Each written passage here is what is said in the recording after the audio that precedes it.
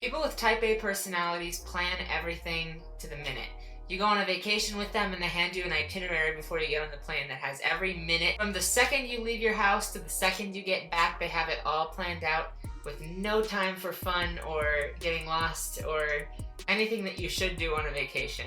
Going to that extreme is something that most people tend to avoid. You don't want to have your entire life planned out point by point. School, on the other hand, is an exercise in organization. If you want to graduate with any semblance of free time and peace of mind, you should probably keep a planner and keep yourself a little bit organized. In the spirit of this video, I'm going to make a list, 5 tips for using planners to keep yourself organized during the school year. My first tip is to get a planner that's really easy for you to carry around and that you don't hate looking at. If you get a planner that kind of matches your personality, maybe it's your favorite color, it's more likely that you'll pick it up 6 times a day and check to see what you need to add to it and what you need to do from it. My favorite color is green, and I went on Amazon and checked for school year planners, and they all have different colors and different designs, but I went with this one because I thought it looked cool. If you get a planner that's specifically made for school, it's really nice because they usually have holidays that you have off from school written on the calendar. They also have resources and cheat sheets at the front, a Celsius to Fahrenheit conversion thing, all of the trigonometric formulas from geometry and pre-calc and stuff. They also tend to come with space that you can add notes at the front. This is where I wrote our really weird schedule for this school year because I can't remember that 4th period ends at 11:55 on Mondays. They also usually have a calendar section in the front, and I use the calendar section to write down what classes I have to have webcam meetings for each day. I'm a DLI student, so it's really hard to remember what teachers are going to have a meeting on what day. Usually it's somewhat consistent, but I still can't remember when a teacher decides to change their mind and do a meeting on a Thursday. It's just easier for me to write it down, so I recommend you get a planner that has space to do that in. I don't know if the second one works for everybody, but when I make a list of stuff I have to do and then I cross it off, it feels really good.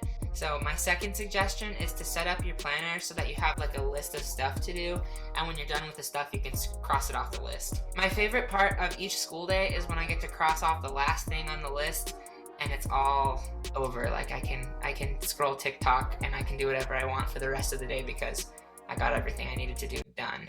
Put every class meeting, personal event, and everything going on in your day down in this one stupid little book. If you put everything that you need to do in the day, you won't forget to do anything, and you'll block time out for everything that you want to get done during the day. Not to mention, once you're done with the day, you feel like you're actually done with the day. If you get to cross off that you're volunteering at this time and you're working out at this time, it's much nicer when you get to cross everything off and you're actually done with Thursday. I got really tired of listening to that song I was playing over myself talking, so I'm gonna go to a different song now. The 4th tip is more of a habit that you need to build, and that's to put everything into your planner the second you find out about it. My teachers this year aren't amazing at communication, and so what I've learned to do is every time they mention an assignment, write it down because they might forget to tell you and explain to you as a DLI student what they're talking about, even though they're explaining it to kids in person. Even further than that, you remember yourself to go back and check and make sure that you did that assignment or that you started that assignment or whatever it is if it's a project. What I do is each Monday morning right before school starts, I go through all of my teachers' weekly agendas and write down everything.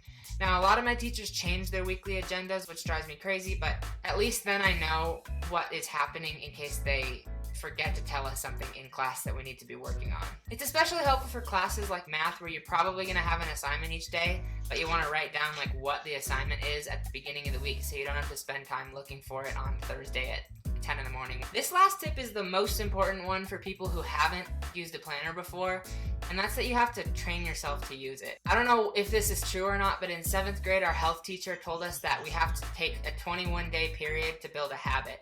So every day during 21 days, you should set a reminder on your phone to use the planner. After those 3 weeks are up and you've used the planner every single day to write down your assignments, you've crossed stuff off when you're done, and you have that feeling of satisfaction when you're done with a whole day of stuff, you're gonna be used to it. You're not gonna think about it anymore. Set a timer in your phone or set an alarm in your phone so that every day you are reminded to use your planner. After 21 days, you won't think about it anymore. You'll like the feeling of crossing everything off, and you won't have any missing assignments because you were really organized during those 3 weeks. It was really type A of me to make this video about making lists into a list, but at least now I get to make this video about lists in the form of a list off of my list. I know this video was not as entertaining as Emma and Sarah's How to Dig Yourself Out of the Late Work Hole. Hello first years and welcome to Hogwarts. But I hope my tips were good at least. By the way, if you're struggling in school right now, you are not the only one, just so you know. It's tough. It's tough. Bye.